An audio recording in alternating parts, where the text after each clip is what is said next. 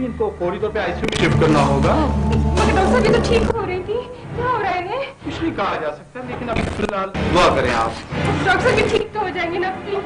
हाँ इंशाल्लाह। दीदी आपके लिए एक अच्छी खबर है कि आपको जलाने आ रही है आपकी बहू।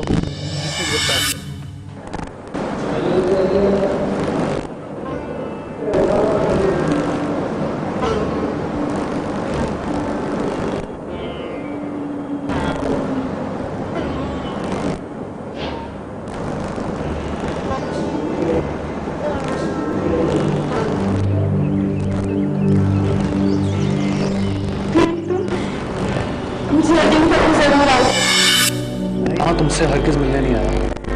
मैं तुमसे सिर्फ ये पूछने आया हूं कि तुमने मुझे मिलने का पैगाम क्यों भेजा था, और अब मेरे और तुम्हारे रिश्ते की बचने की कौन सी सूरत बाकी है जो तुम मुझसे राब्ता कर रही हो? तुम्हारा और मेरा ताल्लुक, अगर हमारा रिश्ता कभी नहीं टूट सकता। जिस औरत के कदमों तले मेरी जन्नत थी, उसको जलाकर तुमने मेरी जन्नत में आग नहीं लगाई, बल्कि मेरे और अपने रिश्ते को भी जला दिया है। तुम्हें किस तरह अपनी बेगुनाही का यकीन दिलाऊं? मैंने उन्हें नहीं, उन्होंने मुझे जलाने की कोशिश की थी। तो क्या जवेरिया भी झूठ बोल रही है? वो सच क्यों बोलूं? आखिर तो वो भी उसकी जालिम माँ की बेटी है ना। मैं यहाँ पर अपनी माँ बहन पे कीचड़ उछलवाने नहीं आया, बल्कि सिर्फ ये बताने आया हूँ कि अगर मेरी माँ को कुछ हुआ ना बेगमा, तो मैं खुद तुम्हें फांसी पे लटकवाऊंगा। और अगर खैरियत चाहती हो तो अल्लाह से दुआ करो कि मेरी माँ बच जाए। मैं हाथ उठा के दुआ करती हूँ, अभी मेरे अल्लाह की मर्जी। वो होठों से निकली हुई दुआ सुनता है, वो दिल से निकली।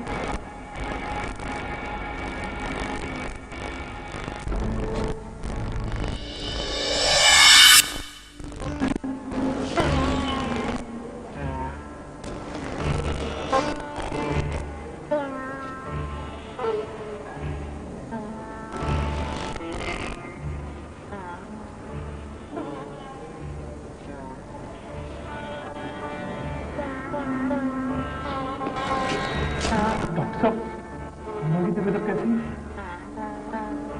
बहुत अच्छा।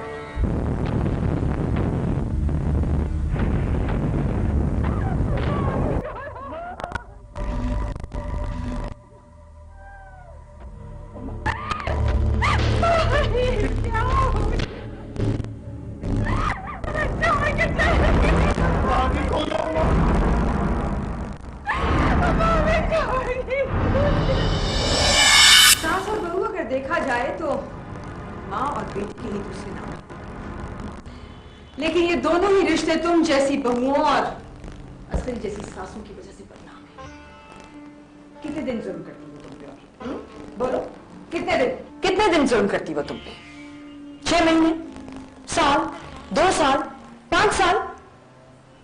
तुम चाहती तो अपनी खिदमत से उसका दिल जीत सकती थी, लेकिन तुमने ऐसा नहीं किया। तुमने साबित किया कि बहू कभी बेटी नहीं बन सकती। उसे जलाकर एक ही बार उससे बदला ले लिया। जब आपके पास सच और झूठ को देखने वाली आंखें ही नहीं है, तो उस पर ये इल्जामात क्यों लगा रही हैं? मैं पहले ही आपको बता चुकी हूँ कि वो मुझे जला रही थी, लेकिन आने वाली मौत खुद उनकी जानिब पड़ गई। मेरे कपड़े मिट्टी के तेल में तरबतर थे।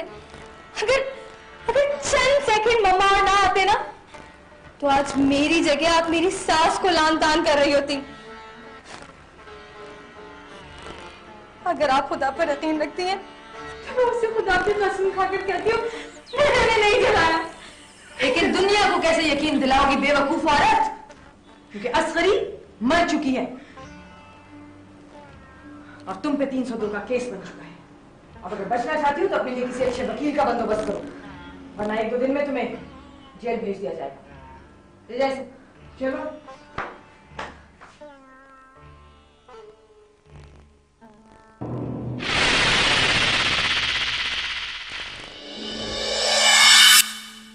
अगर मेरी मां को कुछ हुआ ना बेगमा, तो मैं खुद तुम्हें फांसी पे लटकवाऊंगा।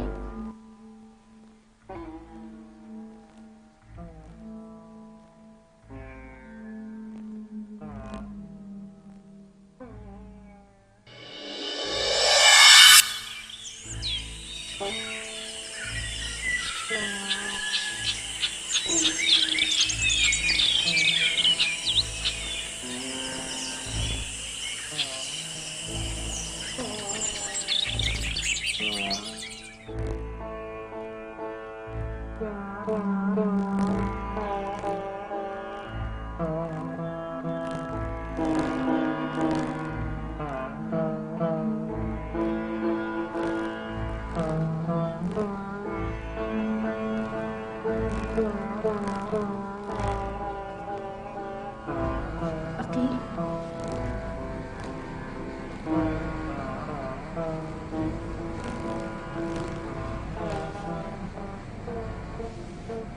अकेले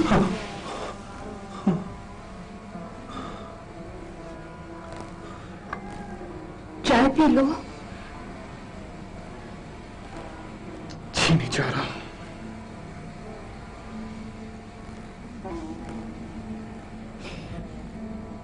माँ को कहीं इतने दिन हो गए, तुम अभी पानी पर जिंदा हो।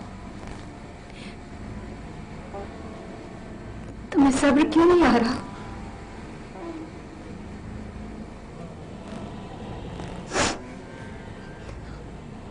आज तो मैंने भी खाना खा लिया।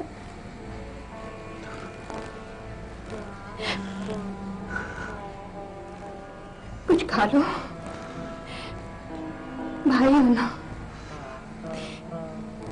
कुछ खा लो, कुछ पी लो। मेरी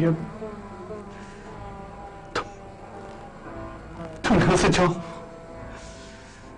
मुझे तो ना छोड़ दो। मुझे तंग मत करो, मुझे तंग मत करो प्लीज।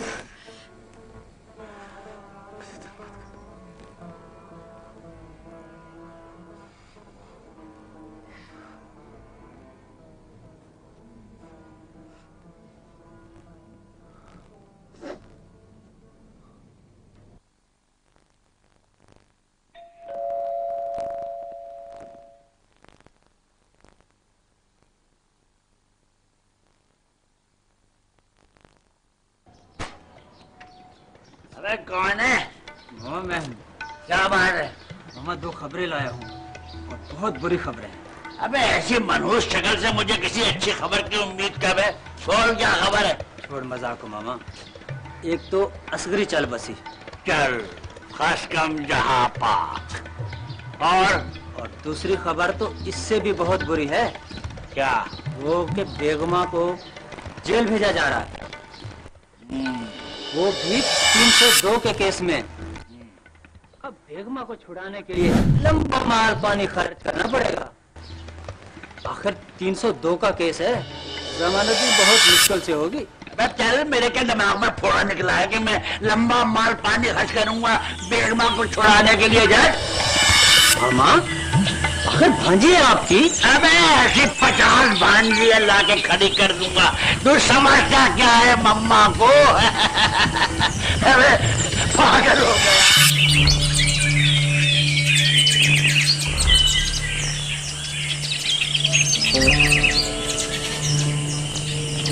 तुम इतनी सुबह सुबह उठ गए?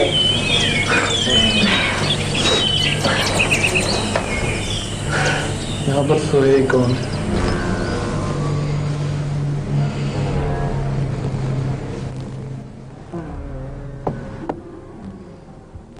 एक तो तुम कुछ खा पी नहीं रहे हो, ऊपर से रातों को भी जाग रहे हो। हालत देखो तुमने अपनी क्या बना ली है। जवेरिया, अम्मा तो एक बार जगी है ना। मैं मुसलसल दो आंखों में चल रहा हूं जवेरिया। एक तरफ मेरी माँ मुझसे बिछड़ गई, दूसरी तरफ मेरी बीवी, मेरा प्यार, मेरा सुकून, सब कुछ लुट गया जवेरिया। सब कुछ लुट गया, सब कुछ लुट गया, सब कुछ लुट गया।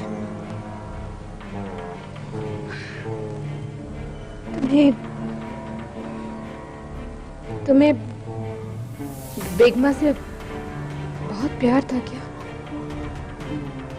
हाँ जवेरिया, बहुत मासूम लड़की थी, पाकीज़ा, बहुत सीधी सादी लड़की थी जवेरिया। वो ऐसी नहीं थी। पता नहीं कैसे उसने इतना भयानक जुर्म कर दिया। वो ऐसी नहीं थी जवेरिया। अकील, मैं चाहते हुए भी कि मैं बेगमा को फांसी के लिए बेयारों मददगार छोड़ दूं, लेकिन मेरे मुंह से तलाक के लफ्ज नहीं निकलते।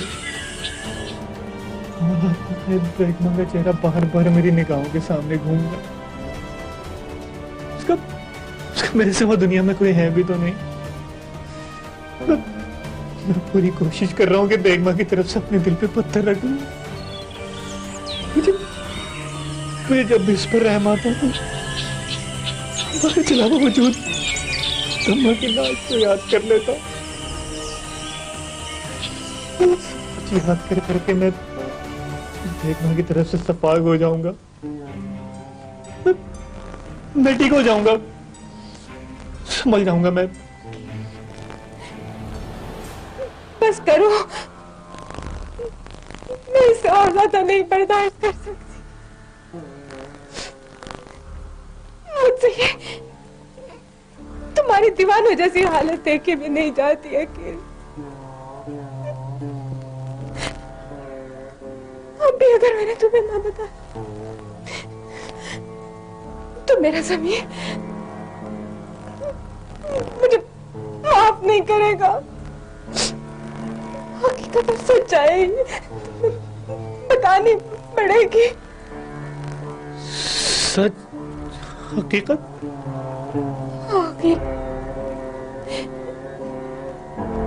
मेरे ज़मीर तो मुझे बहुत दिनों से मलामत कर रहा था।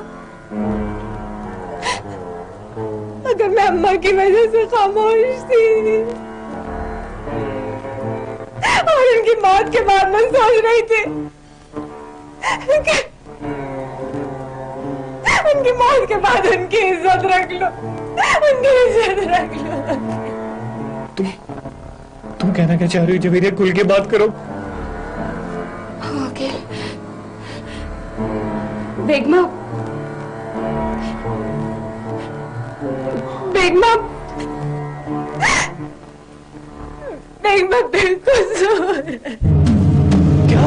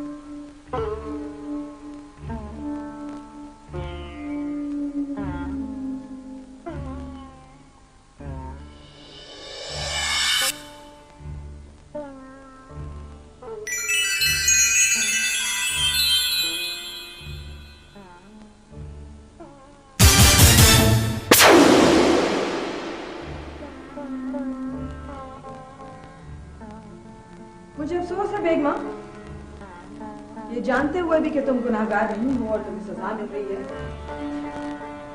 मैं तुम्हारे लिए कुछ नहीं कर सकती।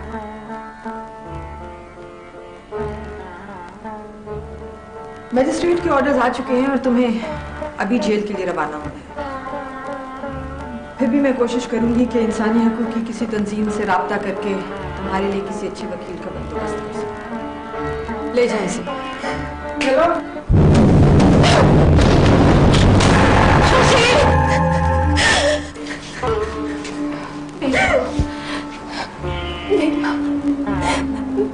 बेगमा मुझे माफ कर दो बेगमा, मुझे पता है तुम बेगुनाह हो, बेकसूर हो, मुझे माफ कर दो। कौन है ये?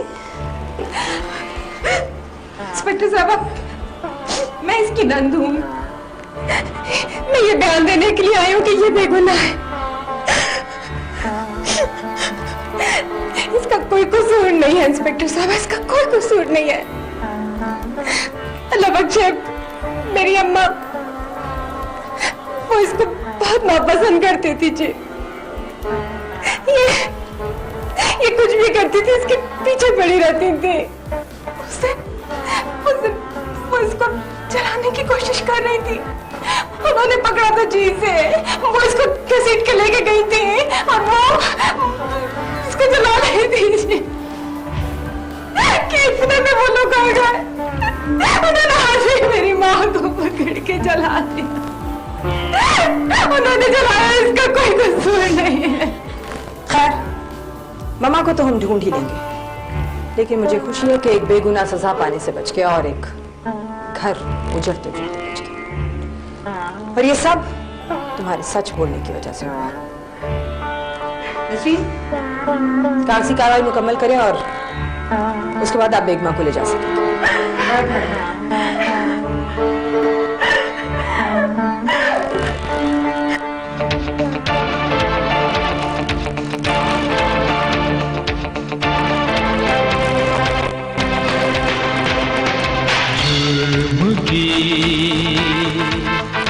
जंजीर को टूटना होगा,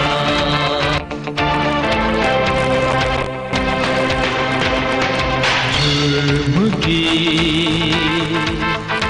जंजीर को टूटना होगा।